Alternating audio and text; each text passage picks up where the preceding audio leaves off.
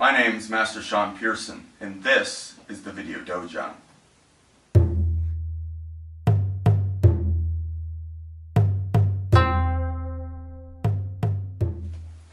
In this episode of the video Dojang, we're going to talk about standard wrist lock. Standard wrist lock is one of the basic wrist locks we teach in Shinokwan Taekwondo, and we're going to cover several different ways of doing it as well as the basics of doing it. I have a special guest today, which is Master Dina Schaefer, and she is going to be my partner for this exercise. So standard wrist lock. A lot of times we used to call this the butterfly technique because of how it kind of looked like a butterfly, but this is our foundation wrist lock that we do. There's a couple things that are very important when we do this. We need to have roughly a 90-degree angle with the upper and lower forearm. The forearm and the upper arm. We need to have roughly a 90-degree angle with the wrist. So the wrist shouldn't really have any play in it forward and back when we're doing it, and we should try to maintain a 90-degree angle here. If the arm is straight, obviously we can still bend the wrist, but we don't get the same result. Also, if the hand comes into the shoulder, we don't either. So we want 90 degrees and 90 degrees. What we're going to do is we're going to put our thumbs on the back of the hand. So when I'm doing this, my thumbs are parallel on the back of her hand. A long time ago when I first learned this as a color belt, we crossed our thumbs, and this is where you got the butterfly from. But the problem with this is it traps this hand. If her other hand was throwing an attack at me and I went to block, if my thumb is trapped in there, I can't get this hand out to do that. So it's very important that you don't cross your thumbs.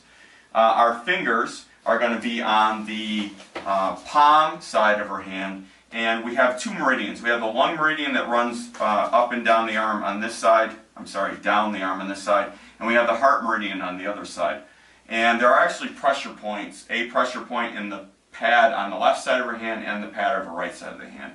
Where these points are is not really relevant for this video, but because we're going to hit it with all four of our fingers when we're pushing down in that point. So our thumbs are parallel on the back of her hand. Our fingers, for the standard basic version of this, are actually going to be pushing on the meat part of her hand on the thumb and the little finger side. So they're parallel. I'm pinching. We have 90 degrees, the slot taken up on the wrist, 90 degrees here, and then we just rotate the wrist as if I'm bringing the little finger back at a 45-degree angle and down toward the ground. So I try to maintain this as much as possible. If right now she's actually feeling the lock, if I bring this in, the lock no longer exists. So we want to try to maintain this box shape here. So this is our most basic standard wrist lock and twist. Now there's a ton of variations of this, and I just want to go over a few of them. So we have a two-handed version, but we can also do this with one hand. If I simply remove my hand that's on the pinky from the joint lock, this allows me to either attack or defend with this hand, and I can still do the joint lock with one hand alone. If we turn slightly, my thumb is actually going to be between the bone of the ring finger and the little finger. There's actually a pressure point right in there. So I'm going to push with that thumb in. Same time I'm grabbing the meat of her thumb and maintaining these angles, and I rotate this way. Now if it turns out that the person is resisting or is too strong for me to do this with, what I can do is I can start the joint lock with two hands by simply striking or pushing with my other hand until the lock starts. At that point I can let go and I can use this hand to do strikes. The other thing I can do is if this isn't really working, I can simply rotate my hand over the top and grab the thumb.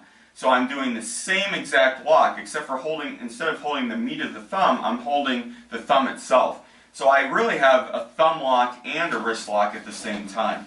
As you can see here, I lost that 90 degrees. That is one of the downsides of grabbing the thumb, because you don't really have as much control over the wrist.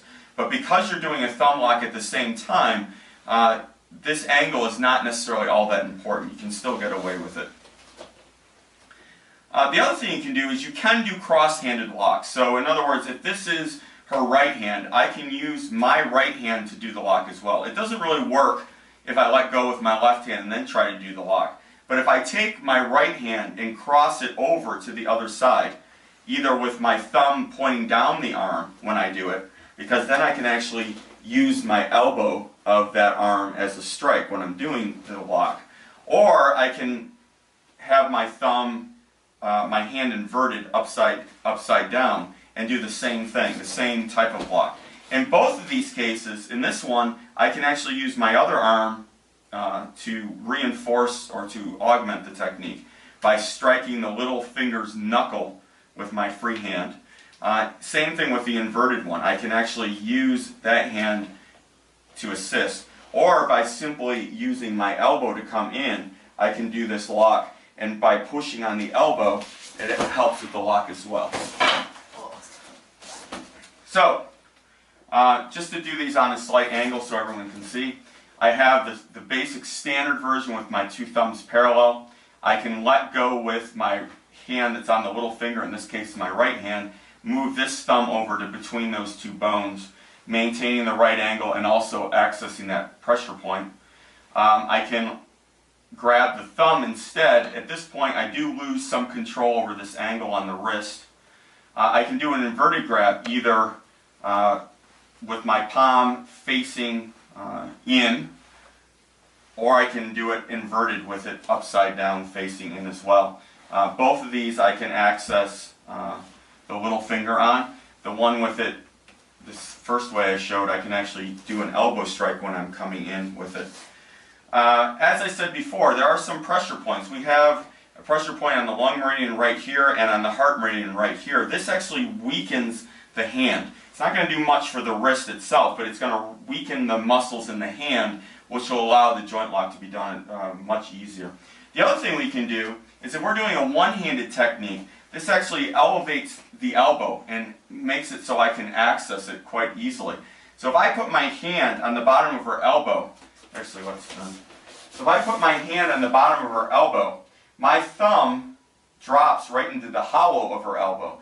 It's going to fall right on either the pericardium meridian or on the heart meridian. And I can just dig in with that thumb, and that's going to completely weaken the upper part of her arm and allow me to execute the joint lock. It'll also help me maintain these 90-degree angles quite a bit when I'm doing it. So that's an absolutely great way to maintain the lock. So that was Shinokwan's standard wrist lock. I hope everyone enjoyed it, and we'll see you next time on the Video Dojang.